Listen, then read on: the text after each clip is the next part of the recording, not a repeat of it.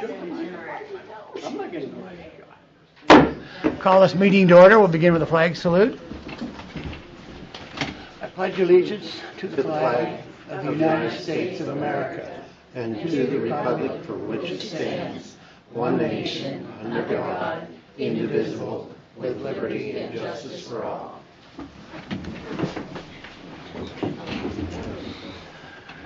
I'd like to welcome you to the regular meeting of the Board of Commissioners. This is a public meeting. Minutes are being taken, and the proceeds are also being videotaped.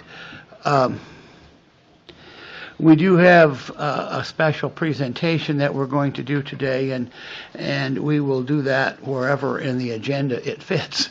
But we do need to continue on. In terms of awards and recognition, we have a thank you letter from Kenzie Hoft for support of the 2017 Junior Livestock Show, and we have another thank you note from Carly Hoft from the Pilot Rock Woolly Wranglers, thanking us for our support at the same show. We'll move on from awards and recognition. We have minutes of the December 6, 2017 meeting. Mr. Chair, I'd move approval. Second. Those in favor say aye. Aye. Aye. Do we have additions to the agenda? No. Okay. Is there anybody who wishes to address the commissioners on a matter other than the 15 items that are on the agenda? Okay.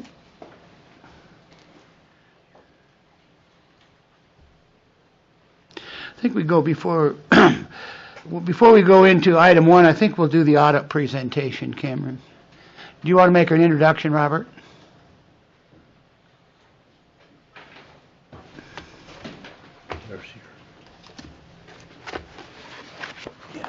Good morning, Robert Paul, CFO. I'd like to introduce Cameron Anderson from Barnett & Morrow. Barnett & Morrow completed the county audit for the period July 1, 16 through June 30, 2017.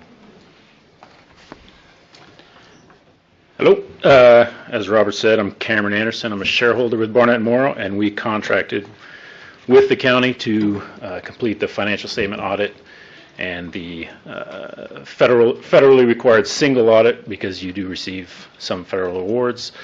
And this is just the acknowledgement that the audit is complete. Just a little summary.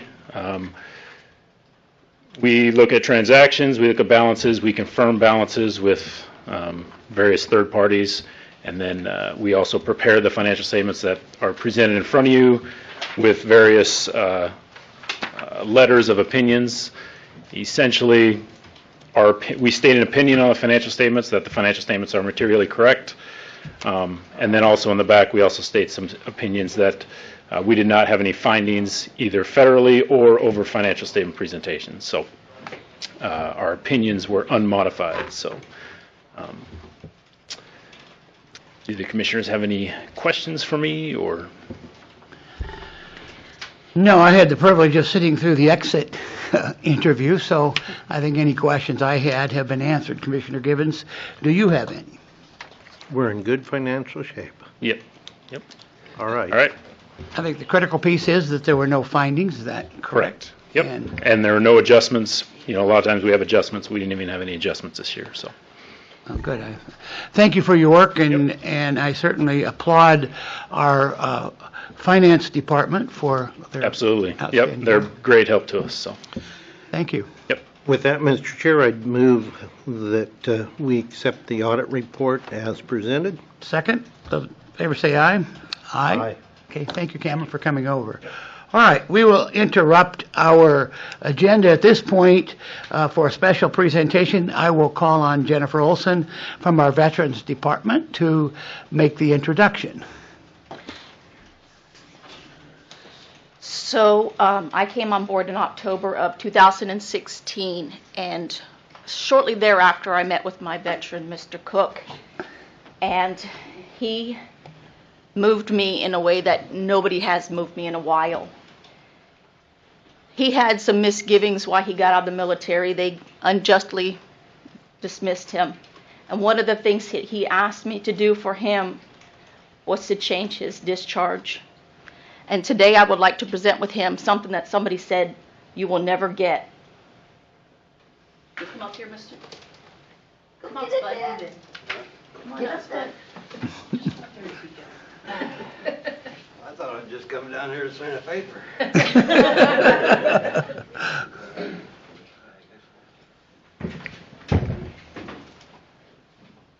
So Spud, on behalf of the Umatilla County Veteran Service Officer, I want to thank you first for your service. And secondly, I want to present you with your honorable discharge.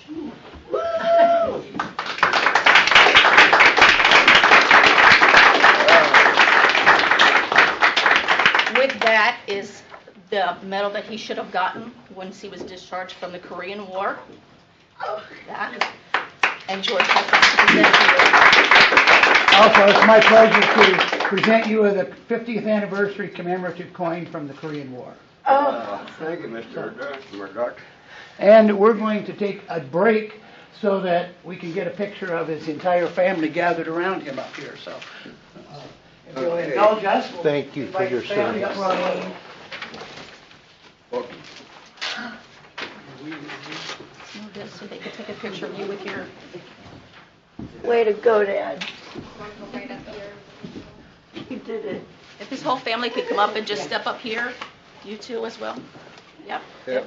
All his family come up around and Okay. get this awesome Right picture. up at the front of the podium, yeah. Well, this is a surprise. That was the whole idea. Let's some pictures, Stephen.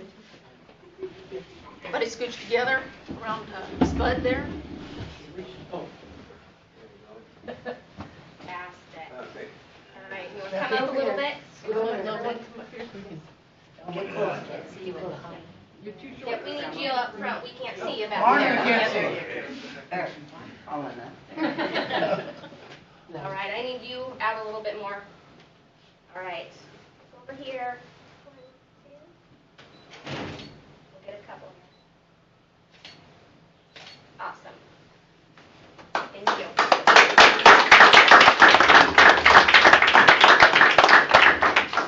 Thank you all for coming and congratulations. Say it loud. Annexation. Yeah. Yours. How's the Marine Corps?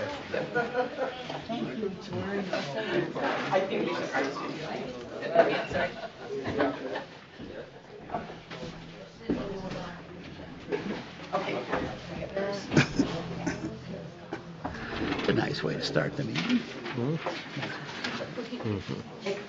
Pretty meaningful. That's it, yeah, let's move out to the podium. Thank you, Jennifer. I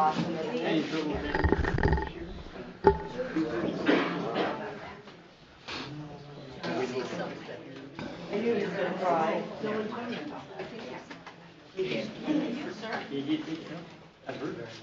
How old is he? What? How old is he? It's Korean War, so he's got to be up there. He's up in his late 80s, I'm assuming. 50, 67, 85 to 90, somewhere. Yeah. And he was Well, we have. He told cancer.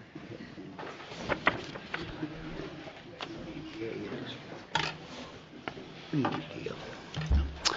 All right, we'll continue on with our agenda. Thank you for your indulgence. It's a nice way to start a meeting when we can celebrate something of that magnitude. Item number 1 on the agenda is a hearing for the Dry Creek Livestock District annexation. We'll step out of our regular board meeting and open with a hearing.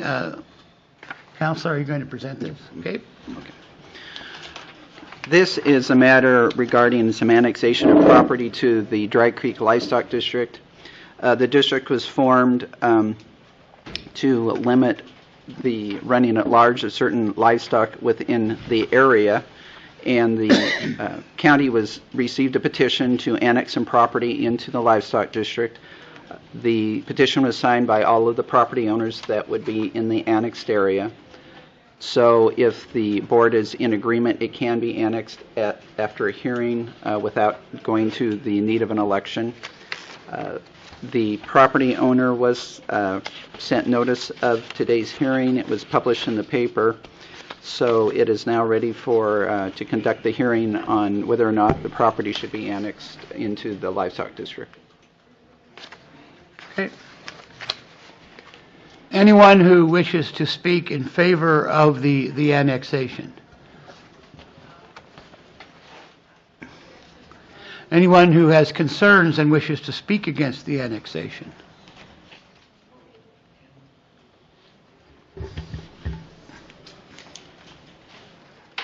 I have a couple of things I'd like to get to you. Okay.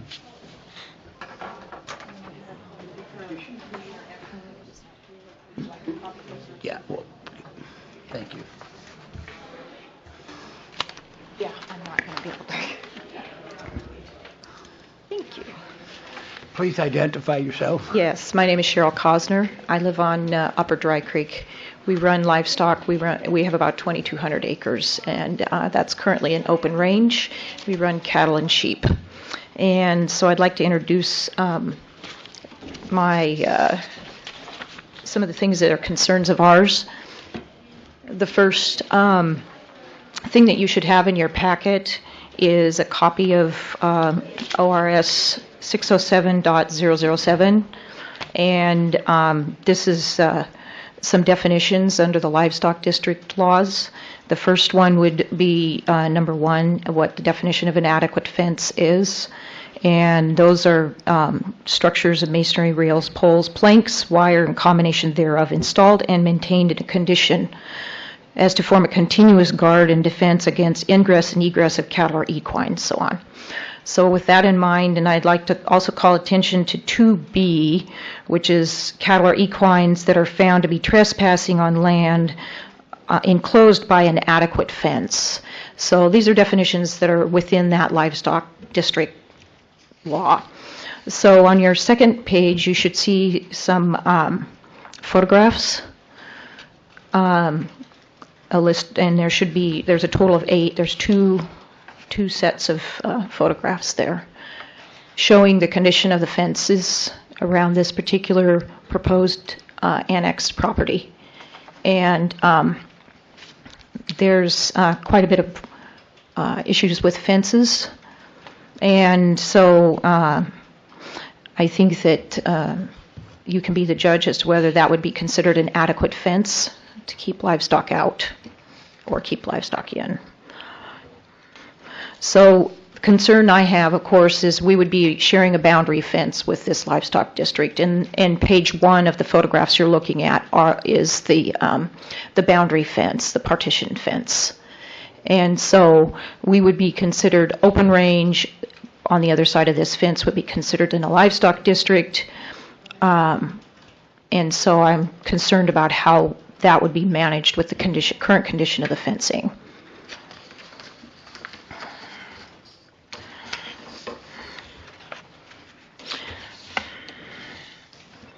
So the 4th page you've got in front of you discusses ORS 96. That entire chapter is dedicated to how fences are maintained and the shared expenses between the landowners on a boundary fence. And this particular 020 and 010 discuss that, where one half the fence is the responsibility of one landowner and one half the fence is responsibility of the other landowner. In the past, we've basically taken on the entire responsibility of trying to keep up both ends of the fences on this particular parcel in this partition fence, and at our expense. We've not asked for any compensation for that, and it's cost us quite a bit of money over the last 10 years to try to keep fences up that really are not even in a condition that you can repair any longer. And so I think that those are things that need to be brought to the attention of the commissioners as far as if there's going to be a livestock district, then we need to address a fence problem.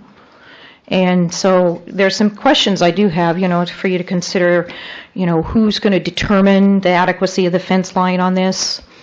Based on this law, it appears that an adequate fence is a requirement for enforcing a livestock district. I guess you need to be the judge on whether those are adequate fences.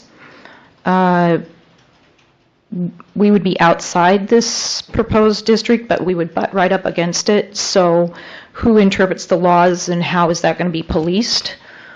If livestock get in on the livestock district side of the fence, who's going to police? We're on the open range side. How's that going to be dealt with? Which applies, livestock laws or livestock district laws or open range laws? And who's going to, address the complaints from perceived livestock problems? How are these going to be addressed? Who would determine whether there were actual damages? And I guess one of the things I tried to find in the livestock district,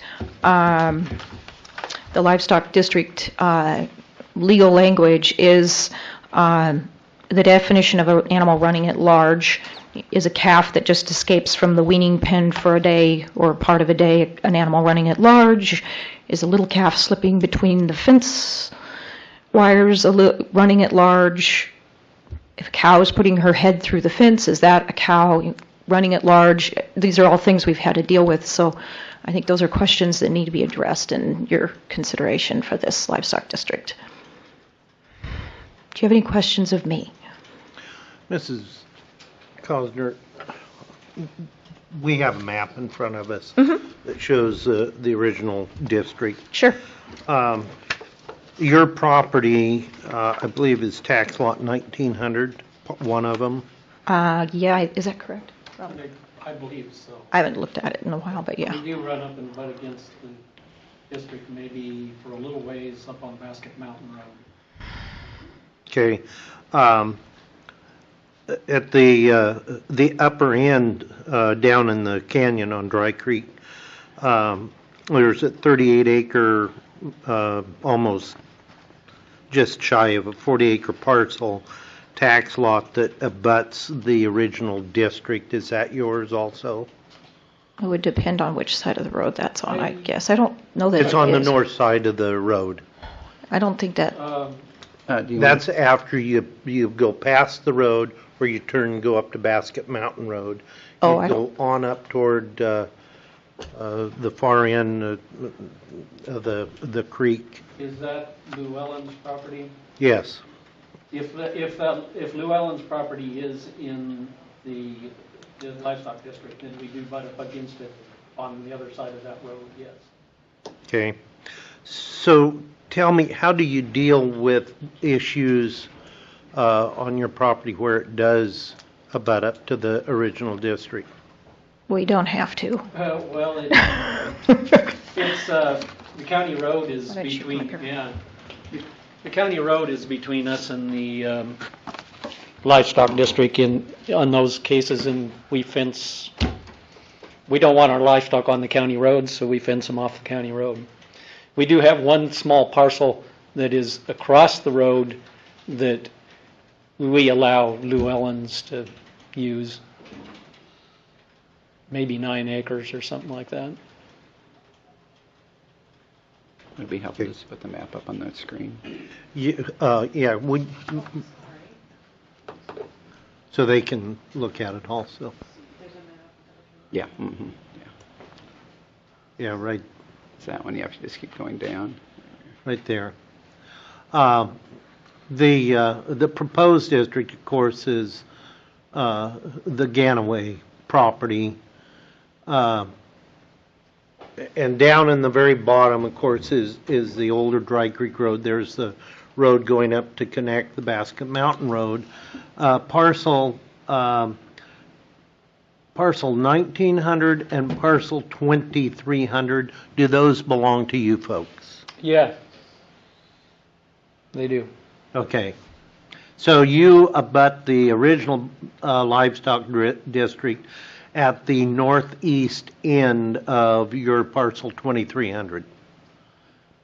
Yeah, it appears that, yes. Okay. So how do you deal with that issue? Because up that far up Dry Creek, there's hardly any traffic.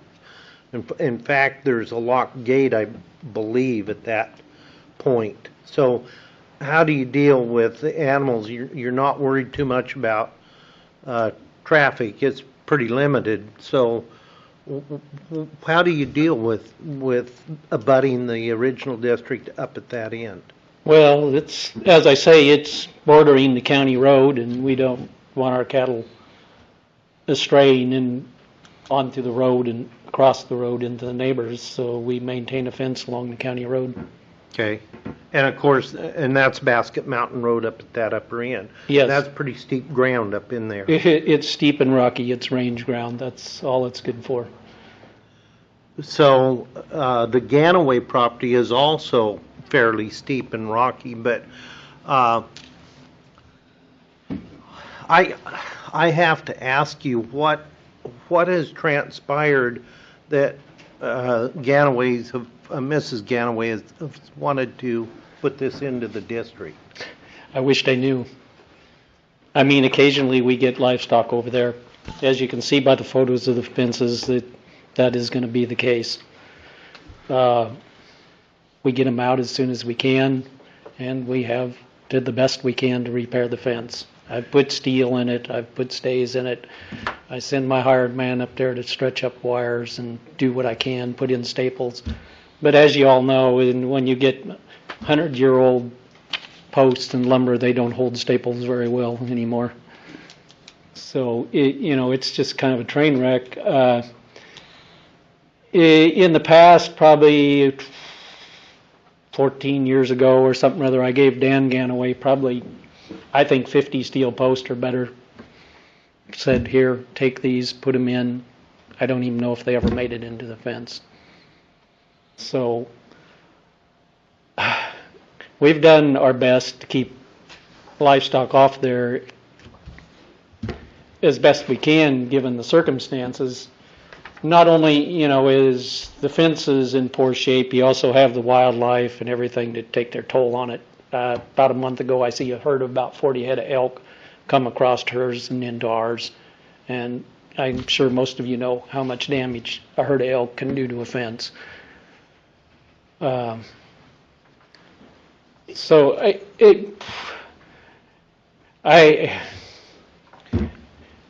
I know every time we get a critter that goes over there, she calls the sheriff's office. I don't know. We don't, for the most part, she harassed us so much that we had to have her number blocked on our phone number over whatever happened to be, whether it was a dog, we had a dog on the road, we run sheep also, and we fed onions to our sheep one year. She was totally harassed us over that. She didn't like the smell of it. Accused us of dumping onions in the dry creek, which then that put a whole bunch of agency people out there on our place to check it out, and of course they found that was not the case. So we've gone kind of bent over backwards to try to make sure that we've taken care of the fence and as best we can given the circumstances, and frankly, probably in a lot of ways, maybe we've been wrong. Maybe we should have just forced the issue on and get the new fence put in there. Are there sheep running against that fence? No, our sheep, we pretty much run up Heifer Creek, which is south of be more like south of the northwest corner. On the other side of Dry Creek. Yeah, pretty much up towards Highway 204. Yeah. Okay. The fences aren't adequate up there for sheep, and we'd get eaten up by coyotes and everything else. I'm not going there. Is anyone taking care of or running animals or cattle or sheep or anything, doing anything with Mrs. Ganaway's property? Is she leasing it out? Well, they ran a few cattle until Dan died, and then since then, really, there's been nothing going on there as far as livestock. There's really not adequate water on that parcel unless you get it from her house.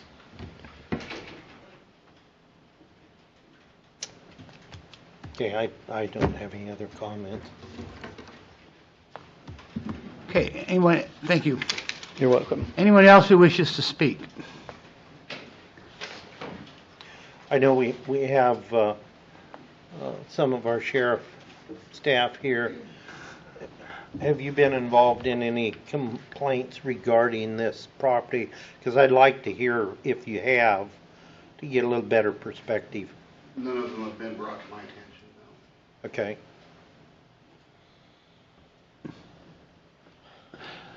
Anybody else who wishes to speak on either side of the issue? I do have a couple other comments, is that typically in the fall, when the cattle start coming off the mountain, you get a certain amount of transient cattle will come down Basket Mountain and different places. And typically, if I catch them up there on Basket Mountain, close to one of my gates, I'll let them on our place and keep them off the road.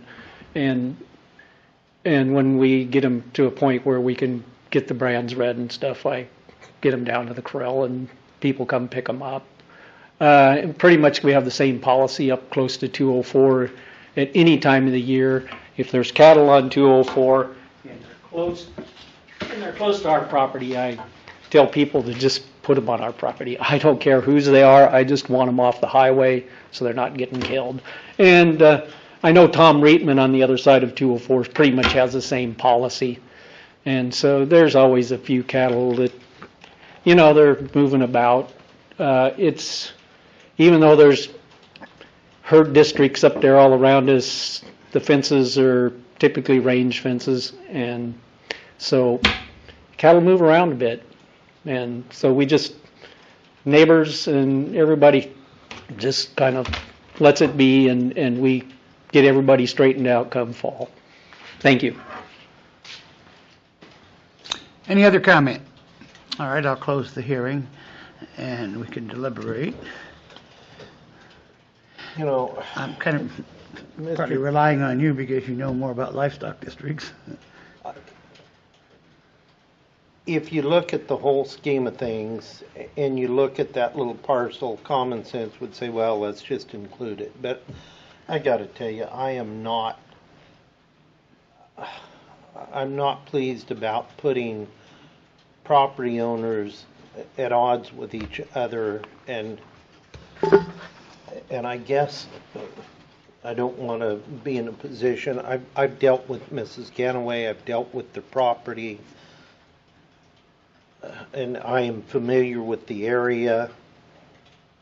From the time I was 7 years old, our family ran cattle up and down Basket Mountain and Dry Creek, from the top of Basket clear down into the bottom. Marches and Kirks and Knutsons and we tried to work with people. We tried to work with our neighbors and each other. And quite frankly, I'm not sure that, it's just a little piece of ground that we would be putting in 100 and some acres, but I'm not sure that's going to solve any problems. It may add to the problems on having someone constantly trying to irritate a neighbor.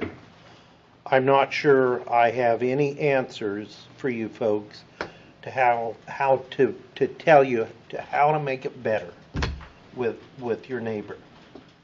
You can only go so far, and I get that and understand that. With that being said, I'm not comfortable annexing that. I know it's just a little bitty piece, but I'm familiar with the fences and with the culverts, and there needs to be some responsibility of landowners to take care of their property. And and not force somebody else under a legal issue to have to do it. So I keep looking at the back part, and I'm familiar with fences, obviously, and it would appear to me that taking the action without the presence of an based on the guidelines for the livestock district, taking this action in the absence of a viable fence just does not seem to be workable. I can't support I mean, this. I think I would think differently if I was looking at a fence that is going to do something. So, Mr. Chair, with that, I would move we deny well, we've got closed. Did you close it? Yeah. I would move we deny the petition. Second, those in favor say aye. Aye. Aye. Okay. All right. Thank you for coming. Thank you. All right, item number 3, LED lights at the jail. Captain Harp, are you speaking on that?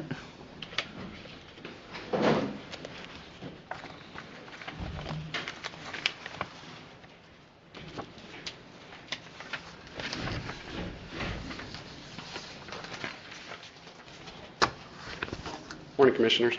This is just a continuation. Want to identify? I'm sorry, Stuart Harp, Captain Stuart Harp, Umatilla County Sheriff's Office. This is a continuation of the transfer of the original lights from our facility to LED.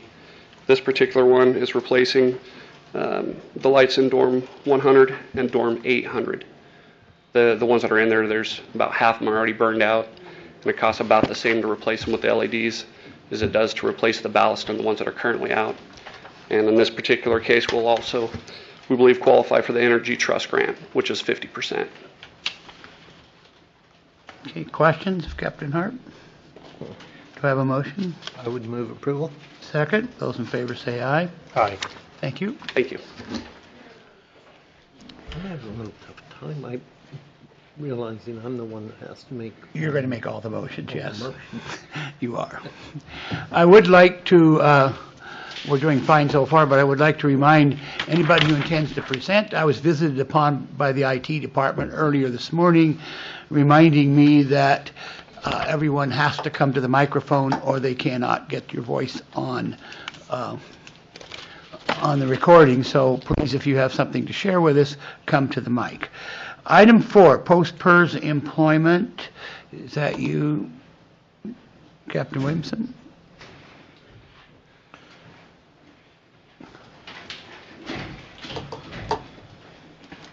Good morning, Captain Dave Williamson, the Umatilla County Sheriff's Office. What this is regarding is we are requesting approval to rehire a PERS retiree in a temporary on-call basis pursuant to Personnel Policy 4.7, which requires Board of Commissioner approval for that. The individual in question is Senior Deputy Nathan Good, who retired after 28 years and took with him a great deal of knowledge that he had accumulated over those years. And he has agreed to come back in a part-time capacity to assist in training as well as traffic crash reconstruction, which he has been a certified reconstructionist for many years and has a good deal of expertise in that field. Okay, I understand that his duties are specific, is that correct? Training and crash Yes. reconstruction? Okay. David, is there any, I know you guys get shorthanded now and again and something happens. Would he be pulled off of those kinds of things or be called in because you're shorthanded? That's not planned at all. I don't see the circumstances short of some severe emergency where something like that would be done. Okay. I have no other questions. Okay.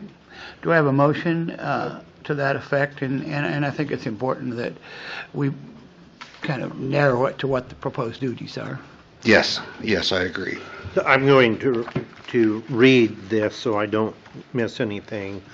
I would move we approve the hiring of the PERS retiree, Nate Good, as temporary special employee under the restrictions of Personnel Policy 4.7 on a limited hourly basis at a gross hourly rate at retirement $28.98, that being without benefits in a temporary / on-call needed and only for traffic crash reconstruction and a senior instructor in those fields. Okay, second. All in favor, say aye. Aye. Aye. All right, thank you. Thank you. Item number 5, Lloyd Road LID.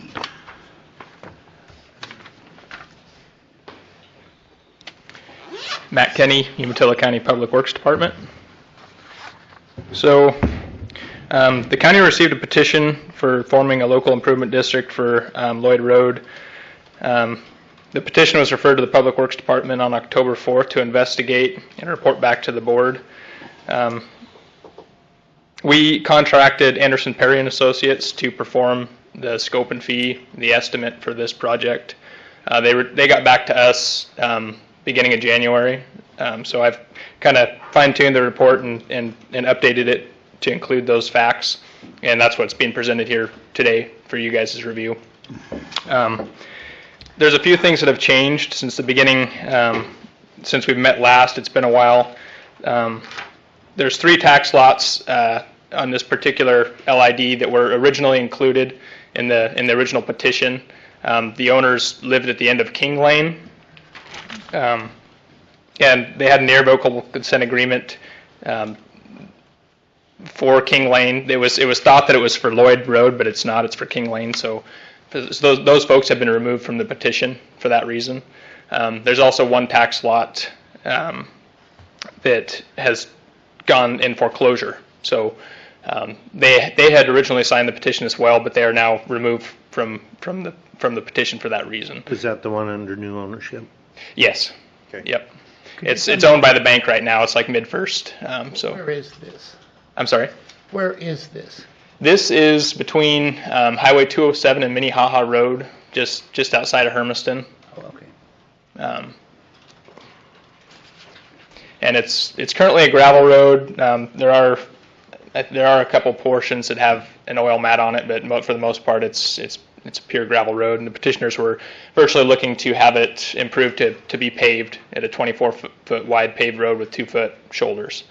And that's what they asked for. That's what Anderson Perry prepared in their scope and fee, and came up with a dollar value of what it would cost to have the work contracted out at a later date.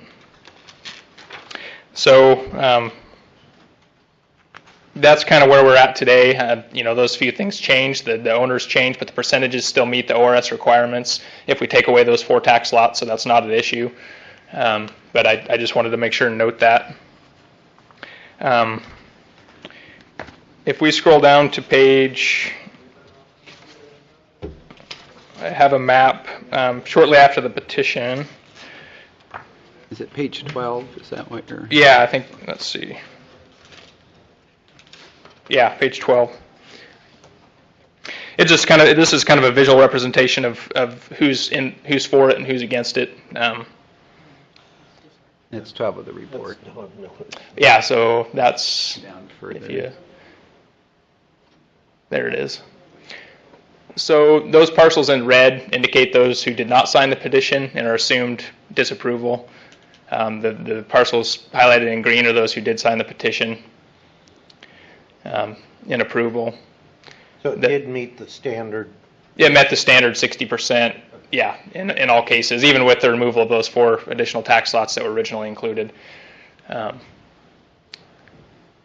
And then the folks in yellow, you'll notice down towards the bottom, right there, those are the Newmans. Their contribution is contingent upon them deeding the county ground for the Lloyd Road, the portion of Lloyd Road between the A-Line Canal and Highway 207 there. That portion is not legal county road right away. The county road actually ended at A-Line Canal, came from Minnehaha, went south to A-Line and ended. And so I believe back in 2006, the board actually approved for the legalization of Lloyd Road in that section, but the 2007 Lloyd Road LID failed, and then the legalization process kind of quit there. So it was never proceeded. And so Matt, the section from 207 over to A-Line Canal, is that considered a public road? Well, it's been maintained. It's a maintained county road. We just don't have. We've been maintaining Yeah. it. Yep. It's considered county road. We just don't have the legal backing on the right of way there. So it virtually fall under the legalization process. That's the way you'd have to go make it a legal county road. And that's what we pursued back in 2006. Okay, since we have been maintaining that, but are there any issues with road dollars? No, no, it's within the county road system. It's like some other roads that are, the dedication portion, we can't seem to locate. Okay. But the remedy of that would be that the Newmans, per this petition, and it's their only way of participating in this LID, is that they would deed the county the ground to take care of that right-of-way problem. And that amounts to about 1.9 acres, and Anderson Perry estimated that at about $16,500 in valuation of land. So they aren't green. Yeah, they're yellow, which means they're in approval contingent upon that fact. Okay. And then, So, as I'm looking at this map, parcels 8 and 9 and 10, is that an easement between 8 and 9 for parcel 10? no, 8 and 9 are under common ownership. They're the same owner, different tax lots. King Lane is the only access through there. It's at the south side of number 11 there. That's the irrevocable consent I was discussing. At the end of King Lane, there's parcels that were originally participating, but that's when you go up to 8 and 9, Mhm. there's a very small 30-foot swath through there. the number 9 there. Yeah. I believe that's its own separate tax lot, and it's owned by number 8 and number 9 are under the same ownership. Okay. All right. Yeah. So are you asking how you get to 10? Well, 10 goes all the way to the road in Yeah. L shape. Yeah, there's an arrow that's just kind of, it's visually, yeah, it abuts See the road. arrow going from 9 to that little Yeah. parcel 9 is a very small parcel. right there. When I first looked at it, I thought it was an easement going back to Right. 10. Mhm. It's not. I see the line now. And so then those folks that are in blue, those are subject to irrevocable consent agreements, all those parcels. That area was developed a while back, and it was covered under one irrevocable consent agreement when they split the land up. So even though tax lot 29 is not abutting the road, they're still required per that agreement. But they're under the same ownership as tax lot 21, or item 21 there. So that's just a visual representation of what's going on. If you scroll down further, that we have the list of the actual ownerships, their tax lot, map number, and appraised and assessed values as required by statute. That information is all there. Now, there are certain landowners that have multiple tax lots.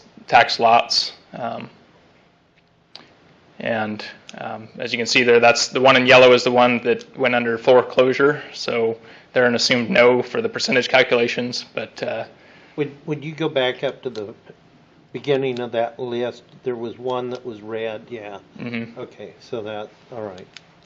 So they didn't sign the petition. All those in green did. Okay. And then the Newmans are obviously in approval contingent upon their Go back contribution. other direction. And then just go slow. Other way. But slowly. Okay. Okay.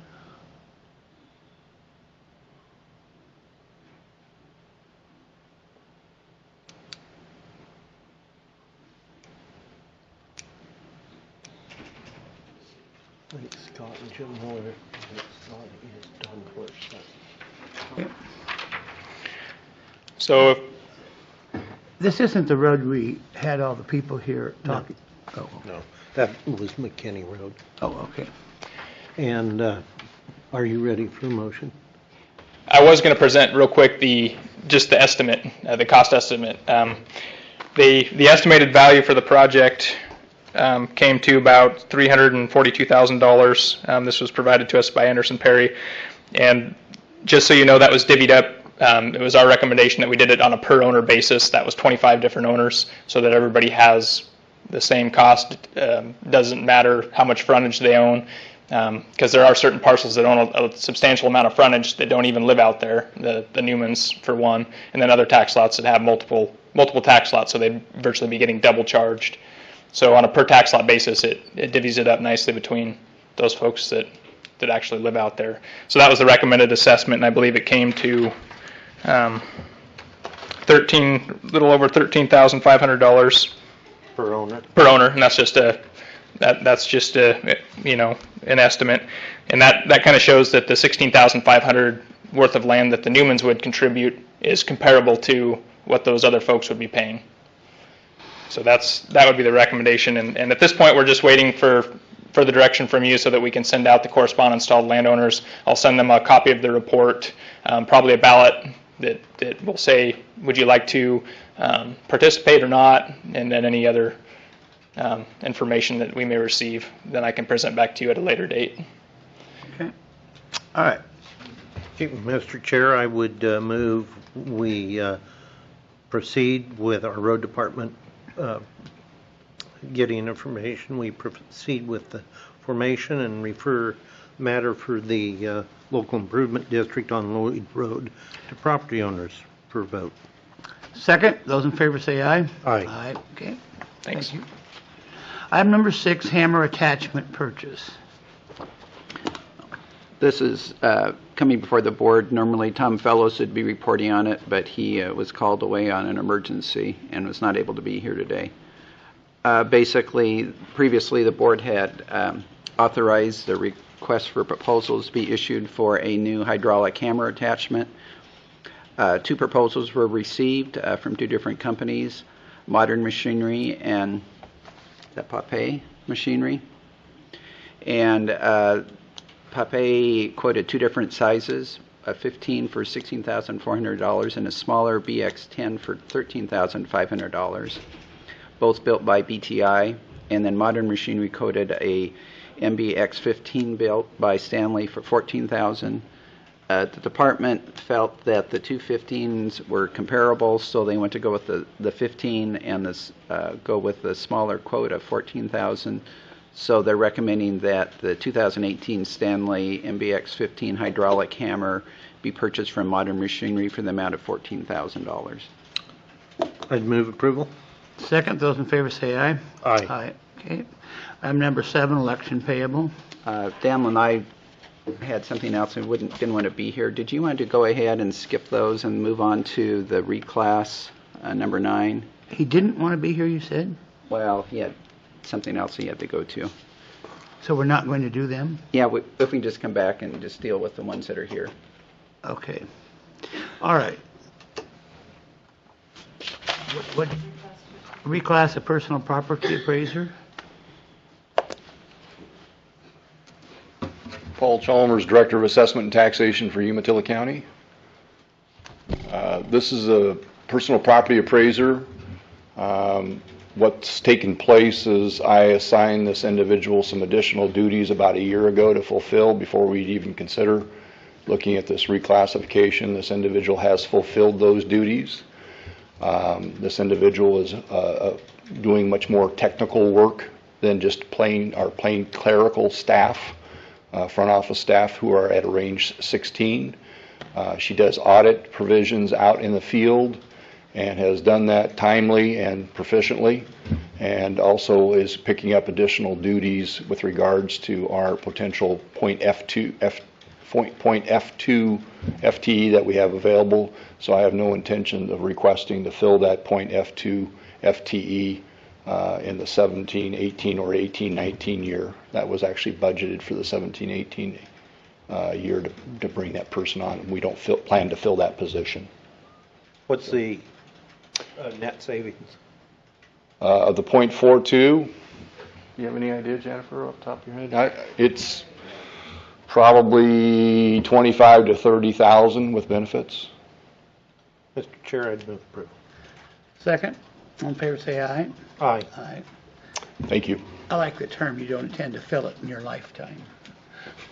Well, that could be tomorrow. Yeah. At this rate, so I'm safe saying that. Just for clarity, do we have any clarification as far as filling of empty, as far as Johnny Mac's position? Yeah, it was. Has been authorized? Huh? Oh, perfect, thank you. I hadn't heard, so Yep. thank you. Authorized yesterday afternoon. All right. Reclass of administrative aid, public health.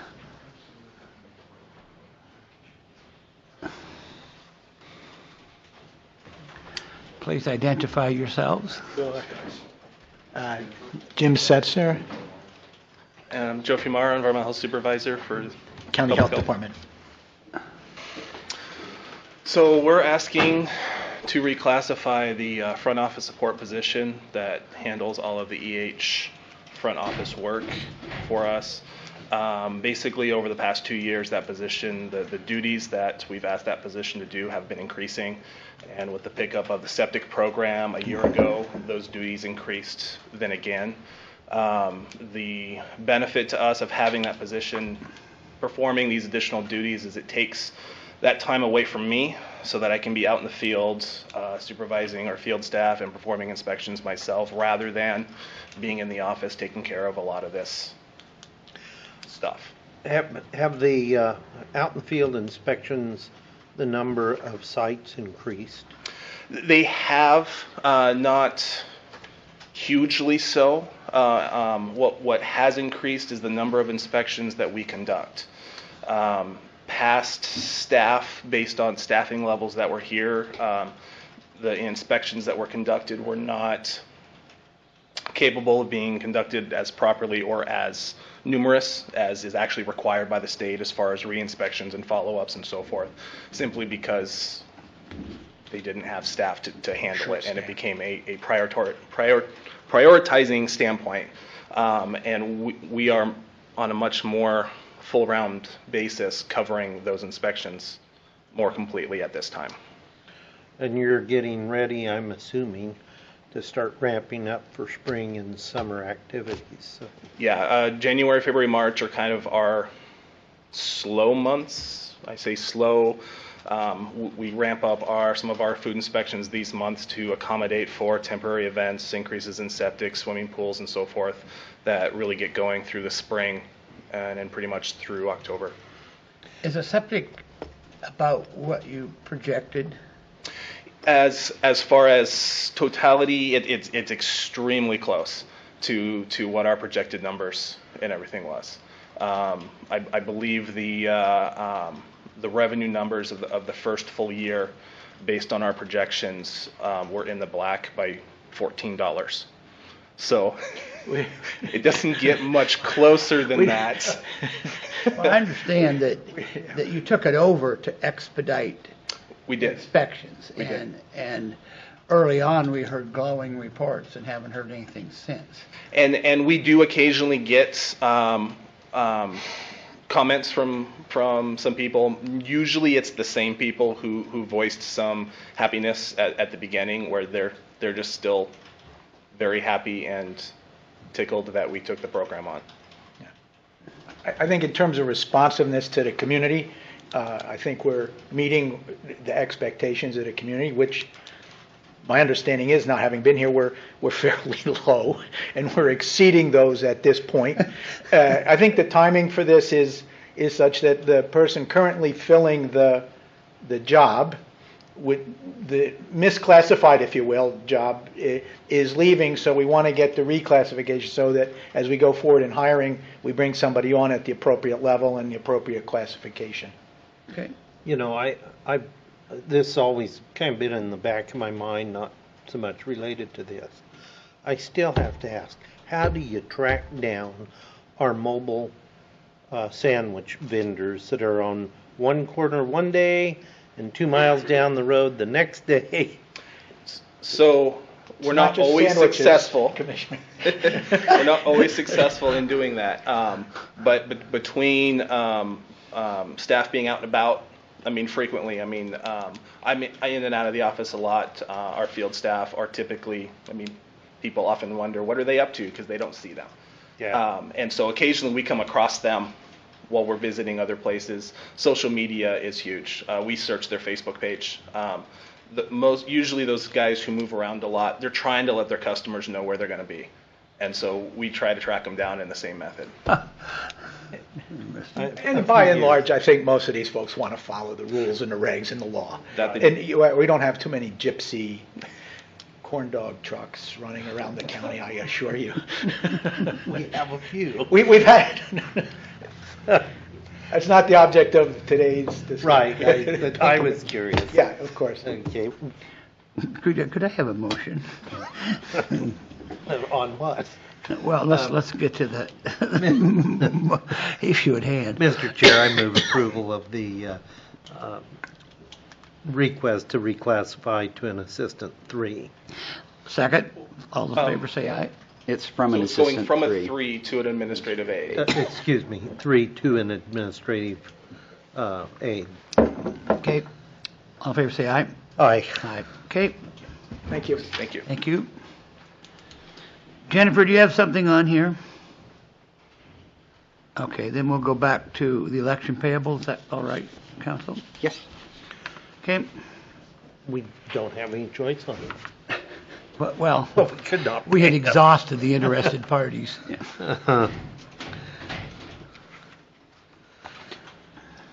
Okay, were you going to report or? I can. Basically, the next group of these are payables because of the dollar amounts are before the board for approval. The first one is coming from Administrative Services for Elections. This is for the ballots for the upcoming election. It's for $8,853.61. I'd move approval. Second, those in favor say aye. Aye. Aye. Okay, there's 4 of them, isn't there, Council? Yes, the next one is also from Administrative Services and Election. This is for the printing and stuffing and mailing of the envelopes for the January election, and this invoice is $5,311.62. I'd move approval. Second, those in favor say aye. Aye. Aye. Okay. Third one? The next 2 are together. They are from the Community Development Funds grant. They are before the board for approval. The first one is for Sunset Housing for the amount of $9,000 for rehabilitation of their housing in Athena. And this is a partial payment towards their upgrades of their appliances.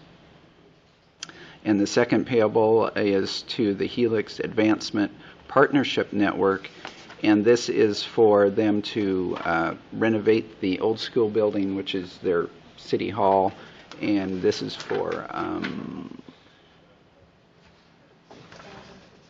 $8,440. Oh, $6,440. 6 looks like an 8. Mr. Chair, I'd move approval. Second, all in favor say aye. Aye. And then the last payable coming before the board is for EOTech. Question, it only takes 2 signatures, doesn't it? Yeah. And the EOTech payable is for the second quarter support to EOTech for $18,750. I would move approval. Second, in favor say aye. Aye. Aye.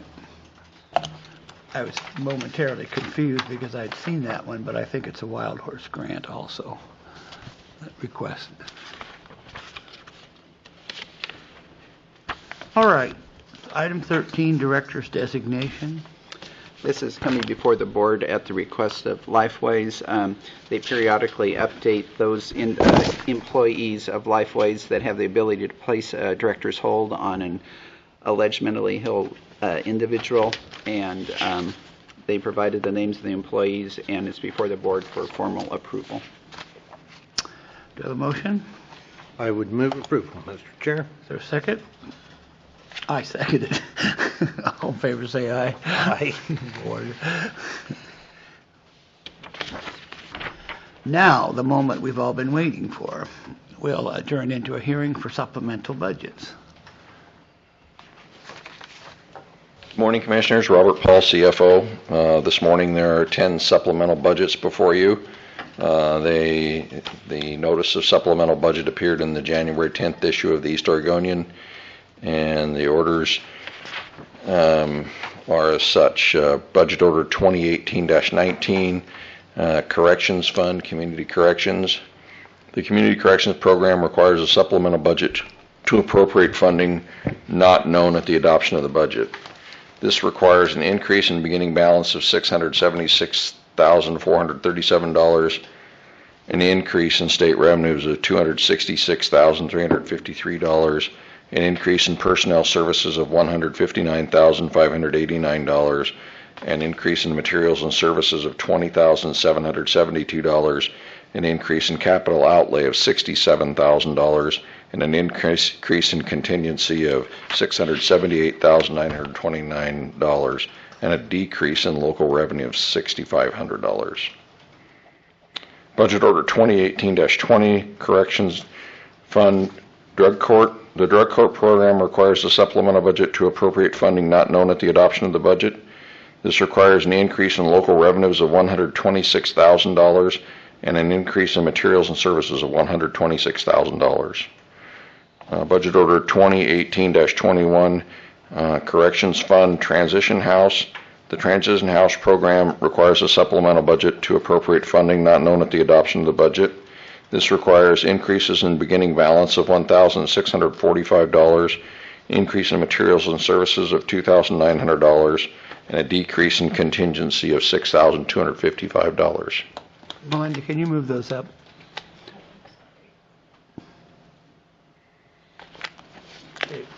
Thank you, Robert. Next, Budget Order 2018-22, Corrections Fund, Justice Reinvestment. The Justice Reinvestment Program requires a supplemental budget to appropriate funding not known at the adoption of the budget.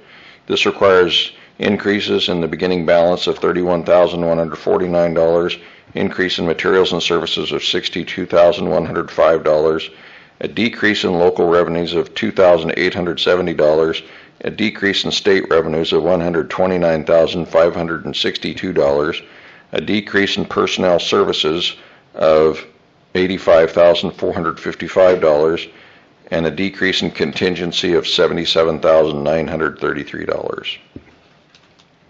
Next, Budget Order 2018-23, Human Services Fund, SE 63 Peer Program. The SE 63 Peer Program requires a supplemental budget to appropriate funding not known at the adoption of the budget. This requires an increase in state revenues of $15,460, increase in materials and services of $8,961, and an increase in contingency of $3,499, and a decrease in transfers in of $3,000. Robert, could you go back to 22 for a minute? Certainly. Did we lose $129,000 in state revenues? I believe it was just a change in the estimate of those funds. Oh, okay, okay. Budget Order 2018-24, Human Services, SE 63 Treatment Program. The SE 63 Treatment Program requires a supplemental budget to appropriate funding not known at the adoption of the budget. This requires increases in state revenues of $12,657, an increase in contingency of $66,607, and decreases in personnel services of $48,842, and a decrease in materials and services of $5,108. Budget Order 2018-25, Human Services, SE 63 IDPF. This program requires a supplemental budget to appropriate funding not known at the adoption of the budget. It requires a decrease in state revenues of $2,974 and a decrease in materials and services of $2,974. Budget Order 2018-26, Human Services, SE 70 Prevention. This program requires a supplemental budget to appropriate funding not known at the adoption of the budget. This requires decreases in the beginning balance of $21,764, a decrease in state revenue of $82,250, a decrease in personnel services of $46,760, a decrease in materials and services of $25,604, and a decrease in contingency of $31,650. Budget Order 2018-27, Human Services OHP Assister. This program requires a supplemental budget to appropriate funding not known at the adoption of the budget. This requires decreases in beginning balance of $4,864, a decrease in state revenues of $100,000, a decrease in personnel services of $81,017, and a decrease in materials and services of $23,847. And Budget Order 2018-30, Human Services Alcohol, Drug, and Gambling Program, requires a supplemental budget to appropriate funding not known at the adoption of the budget. This requires increases in beginning balance of $60,314, increase in personnel services of $63,344, increase in materials and services of $14,742, a decrease in capital outlay of $12,000, and a decrease in contingency of $5,772. All right. Anybody in the audience wish to comment on the supplemental budgets? There being no comment, we'll close the hearing and proceed for a marathon series of motions by Commissioner Gibbons. Okay. In the matter of approving supplemental budgets pursuant to ORS 294.471 for fiscal year ending June 30, 2018, I would move approval of Budget Order 2018-19. Second, those in favor say aye. Aye. Aye. I would move approval of Budget Order 2018-20. Second, those in favor say aye. Aye. Aye. I would move approval of Budget Order 2018-21. Second, those in favor say aye. Aye. I would move approval of Budget Order 2018-22. Second, those in favor say aye. Aye. I would move approval of Budget Order 2018-23. Second, those in favor say aye. Aye. I would move approval of Budget Order 2018-24. Second, those in favor say aye. Aye. Aye. I would move approval of Budget Order 2018-25. Second, those in favor say aye. Aye. I would move approval of Budget Order 2018-27. Second, those in favor say aye. Aye. Aye. And I would move approval of Budget Order 2018-30. Second, those in favor say aye. Aye. Aye. All right, item number 50. And then Doug, after we're done, we can sign these. Okay. Commissioners, there are also two budget appropriation transfers. First is Budget Order 2018-28, Human Services 2145 Alcohol Mental Health Tax. Requires a transfer of appropriations to appropriate funding not known at the adoption of the budget. This requires an increase in materials and services of $3,000 and a decrease in transfers out of $3,000. And Budget Order 2018-29, Human Services School-Based Mental Health, requires a transfer of appropriations to appropriate funding not known at the adoption of the budget. This requires an increase in personnel services of $15,787 and a decrease in materials and services of $15,787. Questions? Okay, Mr. Chair, I'd move approval of Budget Order 2018-28. Second, those in favor say aye. Aye. Aye. And I would move approval of Budget Order 2018-29. Second, those in favor say aye. Aye. All right. Thank you. Thank you. That concludes our agenda. We do not have need for an executive session. We will proceed to commissioner reports. Okay, I think last night's meeting went very well. There were some surprised looks when we went over some of the budget issues. But other than that, I also think they will have a pretty good-sized contingency at the county, Board of Commissioners, and City of Hermiston City Council, the joint meeting. They indicated they wanted to attend that on the 22nd.